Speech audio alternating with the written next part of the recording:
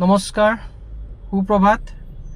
পুৱাৰ সময় কৰ্মস্থলীলৈ গৈ আছোঁ। বৰ্তমান মই 6 মাইল দিশৰ পৰা গণেশগুৰিৰ দিশে গৈ আছোঁ। অতি ব্যস্ত GS ৰোড, ৰুক্মিণী গাঁও পাইছোঁ এতিয়া। ফ্লাইঅভাৰ নিৰ্মাণ কাৰ্য চলি আছে। আৰু ইদিনাখনে নিউজত পালোঁ যে ফ্লাইঅভাৰৰ ওপৰৰ পৰা কিবা এডাল ৰড পৰিছে এগৰাকী মহিলাৰ গাড়ীৰ ওপৰত। সেয়েহে আপোনালোকে যিমান পাৰে নিজক বচাই গাড়ীখন বাওঁফালেৰে যাবলৈ চেষ্টা কৰিব।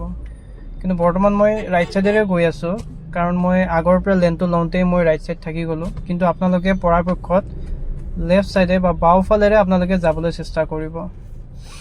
আৰু আমাৰ দৈনন্দিন জীৱনত যেন ট্ৰেফিক জামত ফচাটো তেনে সহজ হৈ পৰিছে এতিয়া। মহানগৰীত এতিয়া যেন বাম্পাৰ টু বাম্পাৰ গাড়ী নচলালে নোহোৱা হৈছে।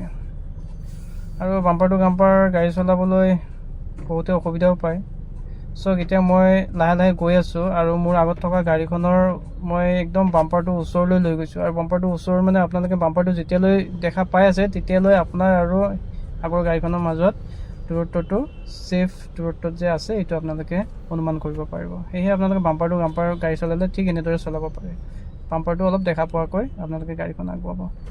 বাকী যি কি নহওক, আৰু চব গুৱাহাটীত দৈনন্দিন জীৱনৰ আমাৰ এতিয়া ট্ৰেফিক জামটো এটা পাৰ্ট হৈ পৰিছে। আৰু এই ট্ৰেফিক জাম দিনে দিনে বাঢ়ি গৈ আছে।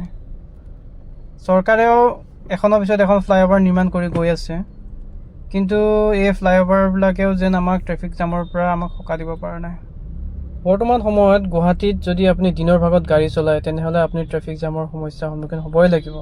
আৰু আপোনালোকে যদি এইকেইটা দিনত আপুনি বাহিৰৰ পৰা গুৱাহাটীলৈ আহি আছে তেনেহ'লে আপুনি লগত এজন অভিজ্ঞ চালকক লৈ আহক।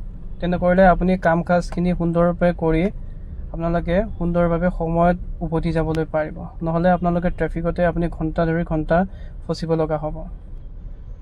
এই স্থানত অলপ পানী জমা হৈ আছে। দুদিন আগতে বৰষুণ দিছিলে, সেয়ে অলপ পানী জমা হৈ আছে। এতিয়ালৈ পানী শুকোৱা নাই। আৰু এনেকুৱা পানী পালে সদায় আপোনালোকে গাড়ীৰ গতিবেগ কমাবলৈ চেষ্টা কৰিব, কাৰণ এনেকুৱা পানীৰে গ'লে আমি যদি জোৰেৰে যাওঁ তেনেহ'লে পানী ছিটিকি পৰাৰ সম্ভাৱনা খুবেই বেছি থাকে। আৰু আপোনাৰ গাড়ীৰ পানীয়ে যাতে আনৰ সমস্যাৰ সৃষ্টি নকৰে তাৰ প্ৰতি লক্ষ্য ৰাখিব। ধন্যবাদ।